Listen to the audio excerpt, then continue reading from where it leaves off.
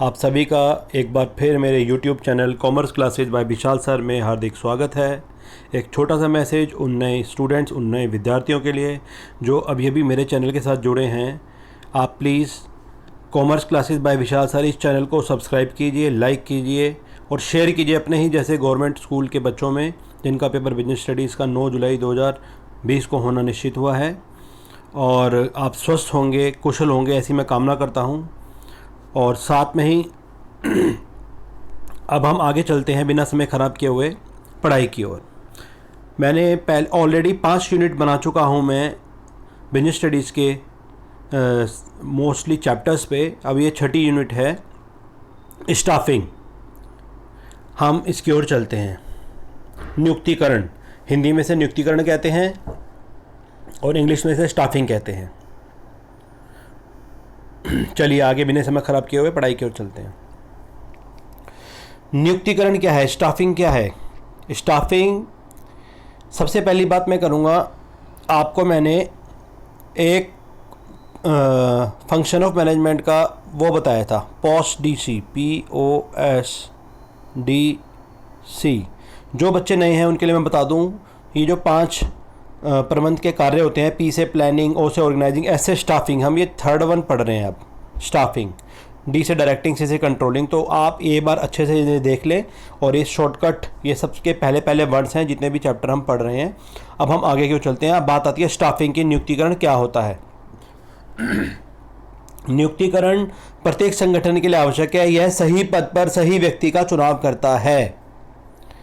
Right person on the right place is called staffing. आपने क्या करा? सबसे पहले प्लानिंग करी, नियोजन करा कि हमें क्या करना है, कैसे करना है, किस तरह करना है, किसके द्वारा किया जाना है। उसके बाद हमने, क्योंकि कोई भी इंसान सारा काम अकेले खुद नहीं कर सकता, तो वो क्या करता है, सब लोगों को एकत्रित करता है, जिसको हम संगठन कहते हैं। और ये 3rd है। जब लोगों को एकत्रित कर दिया उसके बाद हमें स्टाफिंग करनी पड़ती है, नियुक्तिकरण करना पड़ता है, उनको अपॉइंट करना पड़ता है, तो उसको हम नियुक्तिकरण कहते हैं। तो प्रत्येक संगठन के लिए ये बहुत ही इंपॉर्टेंट है। सही पदों पर सही व्यक्ति का चुनाव ही स्टाफिंग कहलाता है। संगठन में एक आप वर्ड पढ़ेंगे, ह्यूमन रिसोर्स मैनेजमेंट आएगा। मानव शक्ति, वो ये कहना चाहता है जो मानव है, ह्यूमन हैं, ये सबसे ज़्यादा इम्पॉर्टेंट तत्व है।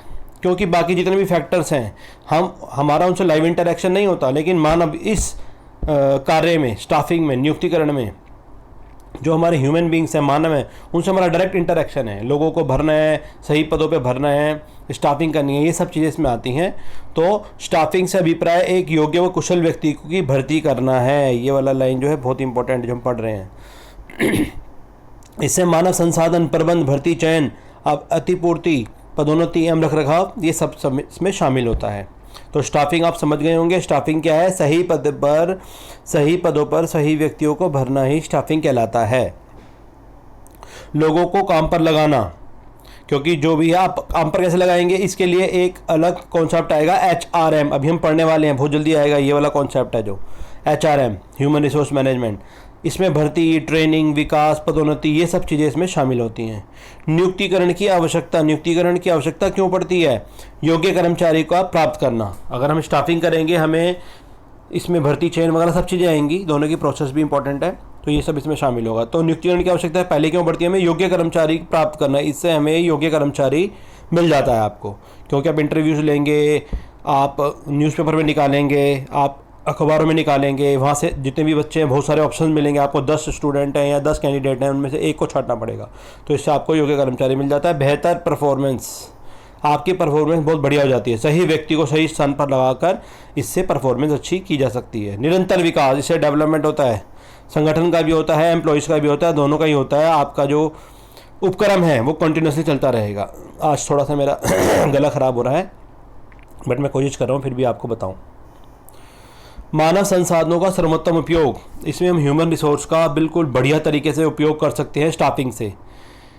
मानव संसाधन मतलब ह्यूमन रिसोर्स, अभी हम कह ही रहा हूँ मैं, बहुत ही जल्दी उस कॉन्सेप्ट में हम आ रहे हैं।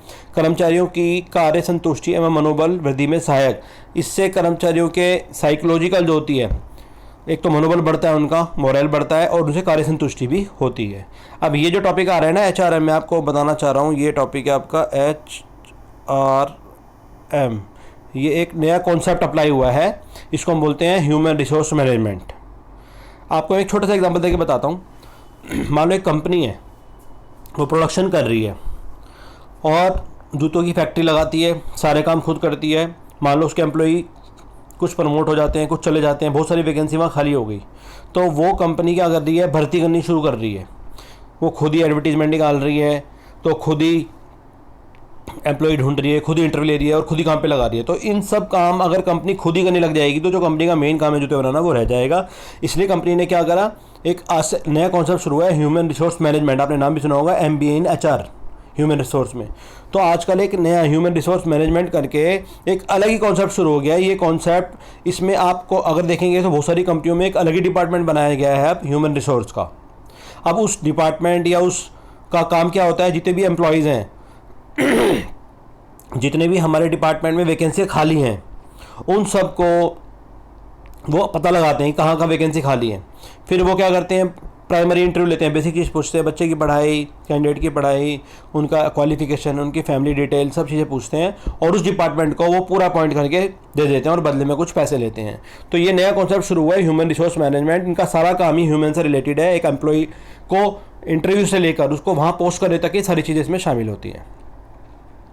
कुशल मानवीय संसाधन उपलब्ध कराने का काम ह्यूमन रिसोर्स मैनेजमेंट का ही है, जो मैं आपको बता रहा हूँ। इस काम को करने के लिए बड़ी संस्थाओं में मानव रिसोर्स विभाग स्थापित किए गए हैं, HR डिपार्टमेंट बनाए गए हैं। यह मानव विकास संसाधन प्रबंध को देखरेख में काम करते हैं, मैनेजर के उसमें ही करते हैं।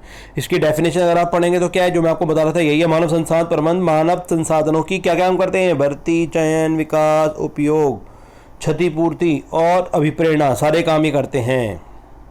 अब हम पढ़ रहे हैं स्टाफिंग HRM के एक भाग के रूप में। स्टाफिंग HRM का एक भाग कैसे है, ह्यूमन रिसोर्स मैनेजमेंट का एक भाग कैसे है, क्योंकि स्टाफिंग में भी हम क्या करते हैं, स्टाफिंग में भी हम अपॉइंटमेंट करते हैं, रिकॉर्ड रखते हैं, कर्मचारी की पॉलिसी तैयार करते हैं, कर्मचारी का रिसर्च करते हैं, विशेषज्ञ प्राप्त प्रदान करते हैं। तो ये सारे के सारे काम, जितने भी रिक्त पद है, ख्याल उनको भरते ही नहीं है, उनको भरते ही नहीं है हम।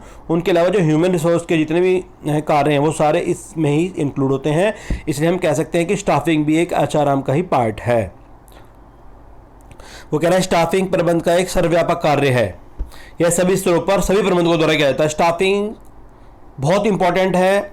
आपने लैंड कितनी लगाई, आपने पैसा कितना लगाया, आपने और रिसोर्स कितनी लगाई, मैटर नहीं करता। लेकिन जो लेबर, जो एम्प्लॉयज़ आप लगा रहे हो, क्योंकि आपकी फैक्ट्री, आपकी कंपनी, आपका ऑर्गेनाइजेशन उससे ही चलेगी। अगर ये वाला डिपार्टमेंट, ये वाला जो कार्य प्रबंध का गलत हो जाता है, आपने गलत लोग भर दिए, तो आप कभी भी आगे नहीं जा सकते। हमेशा लड़ाई सैनिक जीतते हैं। एम्प्लॉयज़ जो है आपकी फर्म के, वो आपके लिए लड़ते हैं। अगर वही बढ़िया होंगे तो सब कुछ रहेगा, और वो बढ़िया नहीं होंगे तो कुछ नहीं हो सकता। तो जैसे जैसे संस्था का आकार बढ़ता रहता है, उसके कर्मचारियों की संख्या भी बढ़ती रहती है। तो ये HRM जो है आपका बहुत ही इंपॉर्टेंट टॉपिक है। आगे चलते हैं। बड़ी संस्थाओं को एक अलग मानव संसाधन विभाग की अलग ही डिपार्टमेंट बना दिया था। मैं आपको बता रहा हूँ, आजकल बड़ी बड़ी कंपनियां HR मैनेजर करके मैनेजर रखती है और HR डिपार्टमेंट बना देती है। उनका सारा काम यही होता है, बस बदले में उन कंपनी उसको पैसे देती है, फिर कंपनी अपने मेन काम पे फोकस कर सकती है। फिर नियुक्तिकरण में न केवल रिक्त पदों को भरना आता है, इसमें ट्रेनिंग करना, डेवलपमेंट करना, सारी चीज़ें आती हैं। अब HRM में प्रबंध के द्वारा किए जाने वाली विशेष क्रियाएं या क्या होती हैं। HR डिपार्टमेंट करता क्या है, जो हम बता रहे हैं वही भर्ती करता है। उचित योग्यता एम्प्लॉइज़ देखकर उन व्यक्ति को ढूंढेगा जो अच्छे क्वालिफाइड होंगे। फिर संबंधित सूचनाएं एकत्रित करके आगे एनालिसिस करेगा, क्षतिपूर्ति करेगा और जो भी योजनाएं चल रही हैं उनके बारे में सोचेगा। कर्मचारियों के विकास के लिए ट्रेनिंग करेगा, कर्मचारियों और प्रबंधकों में संबंध स्थापित करेगा। मतलब सारे के सारे फंक्शन जो है HR डिपार्टमेंट करता है, एक एम्प्लॉय को अपॉइंट करने से लेकर उसको फर्म में लगाने तक, और आगे सभी काम ये HR डिपार्टमेंट करता है। फिर इससे संगठन का ढांचा सुधरता है और इससे कानूनी रूप से सुरक्षा प्राप्त होती है। तो निष्कर्ष में हम क्या कहेंगे, मानव संसाधन प्रबंध एक विस्तृत अवधारणा है और ये स्टाफिंग का ही एक भाग है, स्टाफिंग में इंक्लूड होता है। इसको हम रेखा व कर्मचारी दोनों ही नामों पर किया जा सकता है। ठीक है, अब हम पढ़ते हैं ये मानव शक्ति आवश्यकताओं का आकलन कैसे किया जाता है। मतलब HR आपको जो ह्यूमन रिसोर्स है उनकी कितनी आवश्यकता है वो हम कैसे पता लगाएंगे। कह रहा है इस प्रक्रिया में प्रथम चरण में संस्था में कितने और किस प्रकार के व्यक्ति की आवश्यकता है। सबसे पहले HR डिपार्टमेंट ये देखता है कि संस्था में किस किस डिपार्टमेंट में कितने कितने लोगों को अपॉइंट करने की ज़रूरत है, कहाँ कहाँ रिक्त स्थान है। फिर वो कह रहा है मानव शक्ति आवश्यकताओं को समझने के लिए एक तरफ कार्यभार विश्लेषण की आवश्यकता है और दूसरी तरफ कार्य शक्ति विश्लेषण की आवश्यकता है। ये कार्य विश्लेषण बताया गया है, ये कार्य शक्ति विश्लेषण बताया गया है। और आगे चलते हैं। दूसरा होता है इसमें भर्ती, रिक्रूटमेंट भी बहुत इंपॉर्टेंट है और चयन भी बहुत इंपॉर्टेंट है। दोनों की अभी शायद प्रोसेस भी आगे आएगी, ध्यान से पढ़ते हैं। भर्ती क्या होता है? वह प्रक्रिया जिसके अंतर्गत मानव शक्ति की उपलब्धता के विभिन्न स्रोतों से संभावित कर्मचारियों की खोज की जाती है और उन्हें एप्लीकेशन भरने के लिए संस्था में अपॉइंट किया जाता है। भर्ती मतलब रिक्रूटमेंट, हम किस तरह से एम्प्लॉइज़ को अपनी संस्थाओं में भरेंगे। और चयन का मतलब, जब पहले तो भर्ती में तो हम एक एडवर्टीजमेंट निकाल रहे हैं कि वो आ रहे हैं, अप्लाई कर रहे हैं, उसके हम सोच रहे हैं कि इनके एम्प्लॉय को हमें लेना है। और चयन में क्या होता है? चयन में बहुत सारे कैंडिडेटों में से कुछ सेलेक्टेड जो क्वालिफाइड है और बढ़िया, उनका सिलेक्शन हमें करना होता है। ठीक है, कहने का मतलब है इसमें से योग्य प्रार्थियों को चुना जाता है जिसके लिए आप बहुत सारी परीक्षाएं या टेस्ट लेंगे, जैसे रोजगार परीक्षाएं, साक्षात्कार, ये सब हम पढ़ेंगे। अभी इसकी प्रोसेस भी आएगी, बहुत इंपॉर्टेंट है। फिर हम रिसर्च और डेवलपमेंट भी करके देखते हैं। ये सारा एचआर डिपार्टमेंट के लिए ही है कि एचआर डिपार्टमेंट की आवश्यकताओं को हम किस तरह एस्टिमेट करते हैं, ये हम वो पढ़ रहे हैं। आइए अब आगे चलते हैं। इसमें रिसर्च और डेवलपमेंट है, रिसर्च भी करके देखी जाती है और साथ में हम अनुस्थापन भी जो प्रक्रिया है वो भी अच्छे से की जाती है।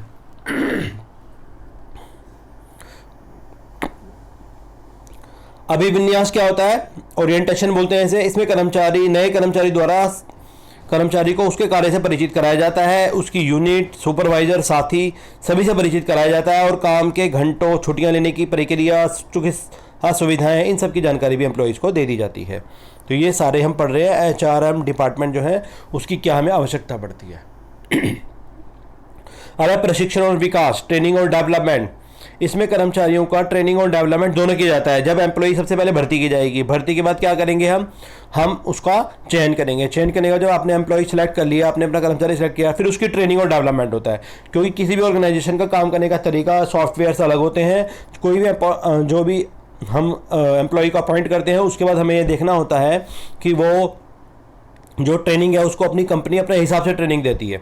कोई भी सॉफ्टवेयर, कोई भी नया काम सीखने के लिए एक ट्रेनिंग लेनी पड़ती है। सॉफ्टवेयर हर किसी कंपनी का अलग होता है, काम करने का मेथड होता है, तो उसको सीखने में टाइम लगता है। ठीक है, और फिर छठा है निष्पादन और मूल्यांकन, परफॉर्मेंस एंड वैल्यूएशन। इसके अंतर्गत कर्मचारियों के कार्यों का मूल्यांकन किया जाता है, फिर उसके आधार पर उसको ट्रांसफ़र किया जाता है या उसकी पदोन्नति वगैरह, प्रमोशन किया जाता है।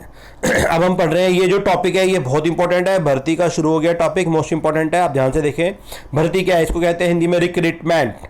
संभावित कर्मचारियों को भर्ती ढूंढने एवं संगठन में काम करने के लिए आवेदन करने के लिए प्रोत्साहित करने की प्रक्रिया है। मतलब हम अपनी कंपनी या ऑर्गेनाइजेशन में जो एम्प्लॉयज को अपॉइंट करने के जो प्रोसेस अपना रहे हैं कि वो हमारी कर्मचारी हमारे कंपनी में या हमारी फर्म में वो आए और हमारी कंपनी के लिए अप्लाई करें, प्रोत्साहित करें कि वो हमारे यहाँ आवेदन करें। इसी को हम रिक्रूटमेंट कहते हैं। इसके स्रोत दो होते हैं, बहुत इंपॉर्टेंट है ये स्रोत, दोनों के दोनों मोस्ट इंपॉर्टेंट है, कई बार पेपर में आते हैं। पहला है आंतरिक स्रोत और दूसरा हम पढ़ेंगे भर्ती के बाह्य स्रोत। आंतरिक स्रोत क्या होता है? इंटरनल सोर्सेज, इंटरनल, आंतरिक, इंटरनल, और दूसरा है एक्सटर्नल, एक्सटर्नल सोर्सेज। कौन कौन से हैं? इंटरनल में क्या आता है? भर्ती के आंतरिक स्रोतों में आता है कि आप अपनी संस्था या कंपनी या फर्म या ऑर्गेनाइजेशन के अंदर से ही एम्प्लॉयज़ को ले लेते हैं। इसको हम इंटरनल सोर्सेज कहते हैं रिक्रूटमेंट के। ये इसकी विधियां हैं, पढ़ रहे हैं। पहला है स्थानांतरण। आप क्या करते हैं? ट्रांसफ़र कर देते हैं। इसमें कर्मचारियों को एक जगह से दूसरी जगह भेज दिया जाता है, एक विभाग से दूसरे विभाग में, या एक पारी से दूसरी पारी में भेज देते हैं। मतलब हमारी ऑर्गेनाइजेशन के अंदर के ही एम्प्लॉय हैं, उन्हें हम एक जगह से दूसरी जगह ट्रांसफ़र कर रहे हैं। दूसरा है पदोन्नति, प्रमोशन कर दिया जाता है। जो हमें लगता है बहुत अच्छा काम कर रहा है उसको निम्न पदों से उच्च पदों पर भेज दिया जाता है। इसमें कर्मचारी की जिम्मेवारियां बढ़ जाती है, सैलरी बढ़ जाती है, भत्ते बढ़ जाते हैं और एम्प्लॉय भी सेटिस्फाई रहता है कि मेरा भी प्रमोशन हो रहा है, मुझे भी कंपनी कुछ मानती है। तीसरा एक मेथड आता है अस्थायी अलगाव, इसे ले ऑफ कहते हैं। इसमें क्या होता है? इसमें अलग किए गए कर्मचारी का वापस काम पर बुलाए जाने के लिए अस्थायी अलगाव के स्रोत में भर्ती करी जाती है। यह वह कर्मचारी जिसे काम की कमी के फलस्वरूप संस्था के स्थायी रूप से अलग कर दिया था। कई बार कंपनियां क्या करती हैं, कुछ एम्प्लॉइज होते हैं जिनको कंपनियां कह देती है भाई आप अभी हमारे पे थोड़ा काम नहीं है, आप घर बैठे थोड़ी देर, लेकिन अगर कभी बुलाया जाएगा तो सबसे पहले आपको बुलाया जाएगा। इसको ले ऑफ बोलते हैं। ठीक है, जैसे आप थोड़ा सा एग्जांपल ले सकते हैं कि लॉकडाउन के कारण तो अब सारा कुछ बंद हो गया है, लेकिन कंपनी अपने पुराने एम्प्लॉय को ही बुला रही है, तो एक तरह से ले ऑफ का एग्जांपल हो सकता है। अब इंटरनल जितने भी सोर्सेज हैं उनके लाभ फायदे, कर्मचारी अपने कार्य निष्पादन की सुधार के लिए प्रेरित होते हैं। इसका मतलब कर्मचारी अपनी परफॉर्मेंस सुधारते हैं, इससे प्रक्रिया आसान हो जाती है, हमें बाहर से क्वेश्चन भी नहीं करना, सारे एम्प्लॉय हमारे अंदर से ही मिल जाएंगे। नंबर 3, कर्मचारियों के प्रशिक्षण और विकास पर समय बर्बाद नहीं होता। क्यों नहीं होता? क्योंकि सब अंदर से ही मिल रहा है, आपको बाहर ढूंढने की जरूरत नहीं है।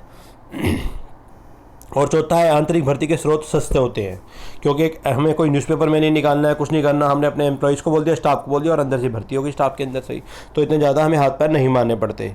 अच्छा, इसके कुछ नुकसान भी हैं। पहला है, जो नए आपके प्रतिभाओं का, नए प्रतिभाएं, नए नए लड़के पढ़े लिखे क्वालिफाइड, वो नहीं मिल पाएंगे आपको, क्योंकि अंदर से वही मिलेंगे जो पुराने चले आ रहे हैं, जो पुराने मदर से लग पड़े हैं 10 15 20 साल पुराने। तो ये इसका थोड़ा सा नुकसान है। कर्मचारी अकर्मण्य हो जाते हैं। अकर्मण्य का मतलब होता है आलसी, उनको पता है भाई हम में से चुना जाएगा, वो मेहनत नहीं करेंगे इतनी।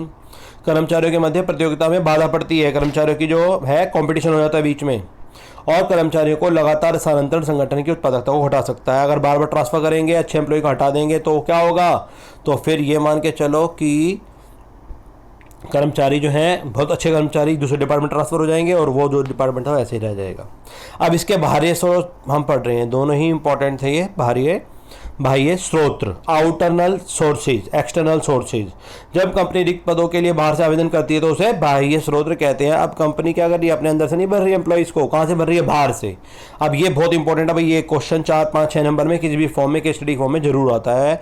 कैंपस भर्ती, इसमें कंपनी क्या करती है? कैंपस का मतलब जितने भी शिक्षण संस्थाएं आज चल रही हैं, जो बच्चों को पढ़ा रही हैं, सीधा कंपनियां वहाँ पहुँच जाती है। जैसे दिल्ली यूनिवर्सिटी में ग्रेजुएट बच्चों के, MBA करने वाले बच्चों के पास डायरेक्ट कंपनियां पहुँच जाती है अच्छी जगह से। अगर MBA करते हैं कैट पैट का एग्जाम निकाल के, तो वहाँ से कंपनियां सीधा उठा के उन्हें रिक्रूट कर लेती हैं, लास्ट के 6 महीने में की नौकरी लग जाती है।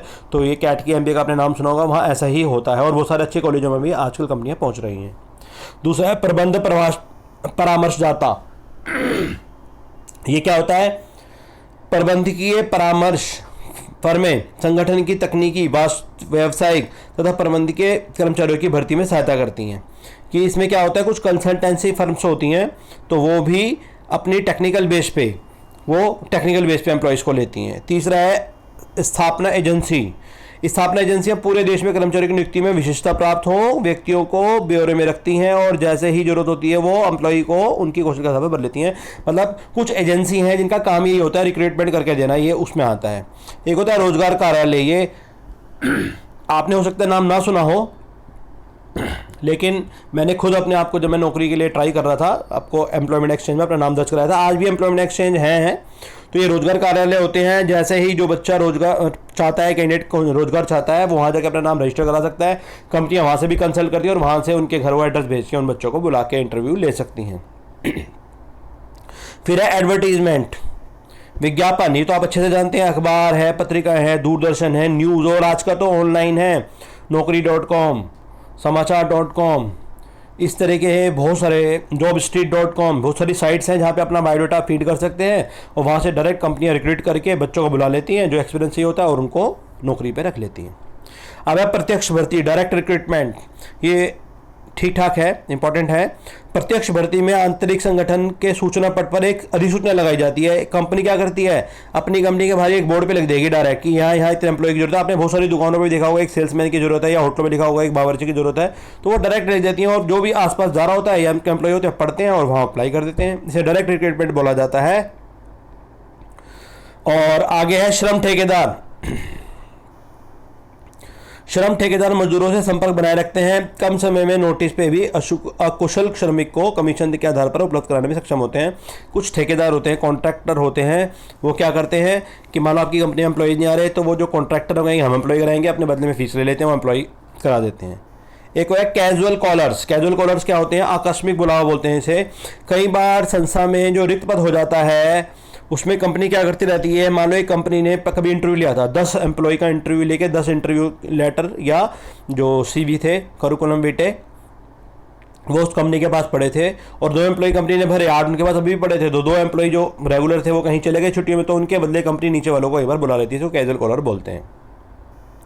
कर्मचारियों की सिफारिश, कई बार कर्मचारी सिफारिश भी करते हैं इसकी, कि कंपनी क्या करती है अपने एम्प्लॉयज़ को ही कह देती है कि भाई आप ही रिकमेंड कर दो कि अपने घर से अच्छे अच्छे बच्चों को, जो तुम्हारे पढ़ने लिखने वाले बच्चे उनको बुला लाओ और हम क्या करेंगे, उनको अपॉइंट कर लेंगे। इसको बोला जाता है रिकमेंडेशन। और वेब प्रकाशन आप जानते हैं आजकल इंटरनेट का काम चल रहा है, इंटरनेट टॉप पे चल रहा है, इंटरनेट से भी भर्ती की जा रही है। कुछ वेबसाइट है www.naukri.com, www.domistry.com, मैं आपको अभी बता रहा था, तो ये सारी वही है।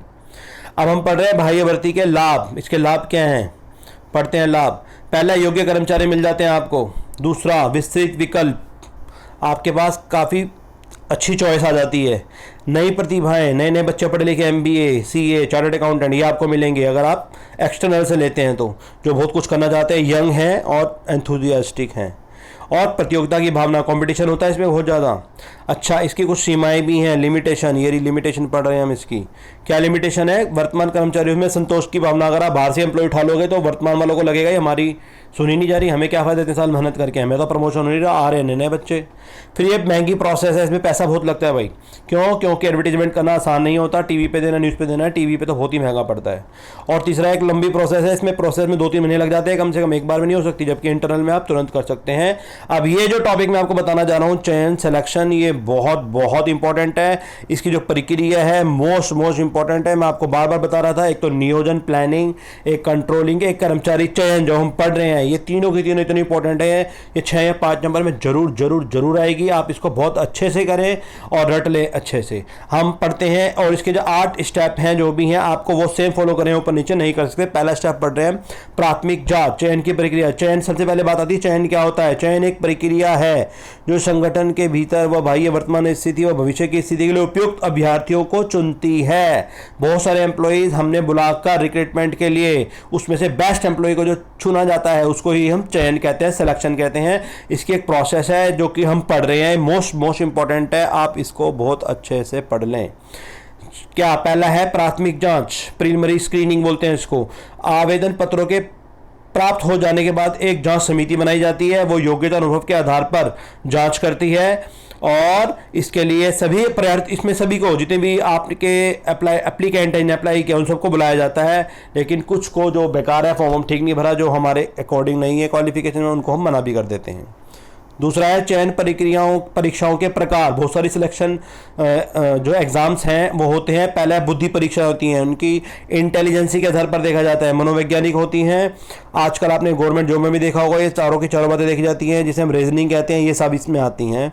तो यह व्यक्ति के सीखने की योग्यता, निर्णय लेने की, तो सब कुछ को ध्यान में रखती हैं। दूसरा है कौशल, यह व्यक्ति के नए कौशल को, सीख की संभावित कुशलता को माप करती हैं। ठीक है, इसमें हम देखते हैं कि किस तरह से व्यक्ति जो है विकास करने की क्षमता है। नंबर 3 पे है व्यक्तियों की परीक्षाएं। व्यक्तिगत परीक्षाएं क्या होती हैं, उनके बॉडी के जेस्चर्स किस तरह से हैं, मैच्योरिटी कितनी है, जीवन मूल्य वैल्यूज़ कितने जानते हैं, ये सब चीज़ों को ऑब्जर्व करने के लिए भी व्यक्तिगत परीक्षाएं की जाती हैं। व्यापार परीक्षा भी ली जाती है। ये परीक्षाएं व्यक्ति के उपलब्ध कौशलों को मापती है। ये ज्ञान के स्तर, उनके क्षेत्र की व्यावसायिक और तकनीकी प्रशिक्षण क्षमता को भी मापती है। एक आपने पढ़ा होगा एप्टीट्यूड टेस्ट, अभिरुचि परीक्षा। ये क्या होती है, ये जो व्यक्ति है उसके दिमाग को देखा जाता है। इसमें यह देखा जाता है कि उसकी रुचि, उसका इंटरेस्ट, उसका रुझान कौन से कार्यों की तरफ है, हमारे लिए काम करेगा भी या नहीं करेगा। ठीक है, तो 3rd स्टेप है इसका रोजगार साक्षात्कार। फिर इंटरव्यू लिया जाता है, एम्प्लॉयमेंट इंटरव्यू बोलते हैं इसे। उम्मीदवार की उपयुक्तता ज्ञात करना, उम्मीदवार के बारे में अधिक सूचनाएं प्राप्त करना, तो उम्मीदवार को काम करने की शर्तों के सहित ही काम की रूपरेखा बताना। और नंबर 4 हो जाता है नंबर 4 में आपका आता है चयन परीक्षाएं आती हैं। नंबर 4 में उसकी पृष्ठभूमि देखी जाती है। जो भी आपका कैंडिडेट है उसकी पृष्ठभूमि कैसी है, उसकी फैमिली बैकग्राउंड कैसा है, उसने पिछला रोजगार क्या किया है, और उसका शिक्षा, पुलिस रिकॉर्ड आदि, ये सब चीज़ें अच्छे से देखी जाती हैं।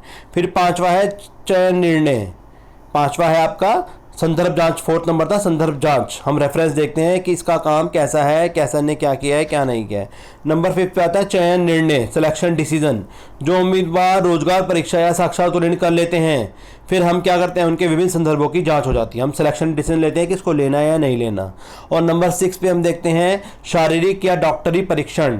देखो, किसी भी एम्प्लॉय को अगर अपॉइंट किया जाता है, जैसे हम भी अपॉइंटेड हमारा गवर्नमेंट में भी मेडिकल टेस्ट वगैरह हुआ था, ये सब चीज़ें देखी जाती हैं। और आजकल कंपनियां भी, अच्छी कंपनियां भी भी पहले मेडिकल टेस्ट कराती हैं कि इसको कोई लंबी बीमारी तो नहीं है, कैंसर तो नहीं है, डायबिटीज़ तो नहीं है, शुगर तो नहीं है। तो ये सब चीज़ें भी ध्यान में रखी जाती हैं। तो डॉक्टर या शारीरिक परीक्षण उनका जो भी कैंडिडेट होता है उसका क्या जाता है, योग्य चिकित्सक यह प्रमाणित करके देता है कि ये शारीरिक रूप से ठीक है नहीं, इसके आईसाइट ठीक है नहीं है। बहुत सारी जगह बहुत सारी चीज़ें देखी जाती हैं, क्योंकि अगर वो बीमार होगा तो रेगुलर हमारी एम्प्लॉय में नहीं आ पाएगा, वो बीमारी में ही ज़्यादा रहेगा वो। तो कंपनियाँ कोशिश करती हैं जब इंटरव्यू लिए जा रहे हैं तो फिर अच्छे ही बच्चे का सिलेक्शन हो जो स्वस्थ हो। पद प्रस्ताव, उम्मीदवार द्वारा चयन प्रक्रिया की सभी बाधाओं को पार कर लेने के बाद उसे एक नियुक्ति पत्र दिया जाता है, अपॉइंटमेंट लेटर दिया जाता है, औपचारिक रूप से फॉर्मल रूप से उसको अपॉइंट कर लिया जाता है। कंपनी उसको सब कुछ कंडीशन बता देती है कि आपकी सैलरी कितनी होगी, आपकी हमारी जो कंडीशन है वो क्या होगी, इस तरह से। फिर कई कंपनियां बॉन्ड भी भरवाती हैं, रोजगार समझौता बॉन्ड भरवाना। तो जब उम्मीदवार नौकरी का प्रस्ताव स्वीकार कर लेता है, कंपनी पहले ऑफर करती है, एक लेटर लेके देती है, ऑफर लेटर आपको एक्सेप्ट है, वो एक्सेप्ट करेगा जिसको नौकरी करनी है कैंडिडेट को। तो वो दी गई सीमा के भीतर बता देगा, 15 दिन का कंपनी समय दे देगी, उसको अपॉइंट करना है, वो यस करके बता देता है। फिर उसमें सारी डिटेल होती है, आपका परिचय, आपकी नियुक्ति की तिथि, आपकी सैलरी, आपकी छुट्टियां कैसे होंगी, रोज़गार क्या होगा, सब चीज़ें। तो कंपनी एक रोज़गार का समझौता बना के उससे साइन करा लेती है। फिर एंड में क्या होता है, उसका ट्रेनिंग और डेवलपमेंट होता है, क्योंकि 8 स्टेप आ चुके हैं। ये सारे के सारे जो 8 स्टेप हमने पढ़े हैं ये बहुत इंपॉर्टेंट थे, आप इनको बहुत अच्छे से याद कर लेना, आगे पीछे ऊपर नीचे नहीं करना। अब इसका टॉपिक अलग शुरू होता है, प्रशिक्षण और विकास, ट्रेनिंग और डेवलपमेंट। क्या होता है भाई, ट्रेनिंग क्या होती है, जब एम्प्लॉय आपने सेलेक्ट कर लिया तो वो कहेगा आपकी कंपनी में बताओ सर मुझे क्या काम करना है, तो आपको अपनी ही सॉफ्टवेयर में अलग अलग कंपनी के अलग अलग होता है काम करने का तरीका, उसकी ट्रेनिंग की जाती है, उसकी टेक्नोलॉजिकल नॉलेज बढ़ाने के लिए और अपनी कंपनियों में कर्मचारियों को परिचित कराने के लिए, उसके ज्ञान कौशल में वृद्धि करने के लिए कंपनी उसको ट्रेनिंग देती है। फिर डेवलपमेंट, प्रबंधकों की वर्तमान पदों पर संपूर्ण प्रभाव पूर्णता में सुधार करने के लिए, भविष्य में अधिक जिम्मेदारी उठाने के लिए भी तैयार रहते हैं, उससे उसका डेवलपमेंट होता है।